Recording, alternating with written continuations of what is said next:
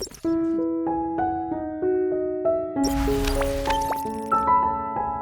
Larissyah jujur buka suara soal rasa trauma, kisruh rebutan hak asuh anak Tsania Marwah.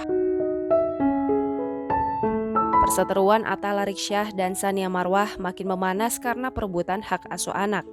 Atta Larik disebut tak mau menyerahkan dua anaknya walau hak asuh sebenarnya dimiliki Tsania. Hal ini tentu sangat disayangkan lantaran keduanya sebenarnya dulu adalah pasangan serasi. Namun, sesaat sebelum cerai, Tsania menyebutkan kalau Atta Larik memiliki kelainan seksual. Atta Larik pun buka-bukaan soal trauma.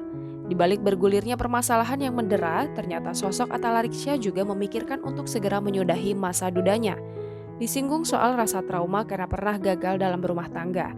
Atta Larissyah justru memberikan jawaban berbeda. Meski berumah tangga, menurut Atta Larissyah itu indah. Duda tampan ini juga membuat pengecualian. Lebih lanjut, mantan suami Tsania Marwah menegaskan dirinya tak ada rasa trauma.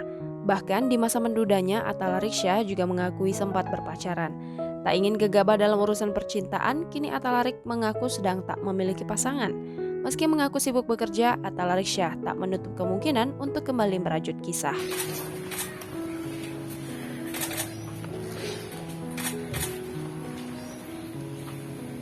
Tapi dari pihak pengadilan sendiri tadi gimana Mbak? Apakah hari ini juga dieksekusi kan? Iya tadi dikasih waktu kan, nanti jam 2 balik lagi.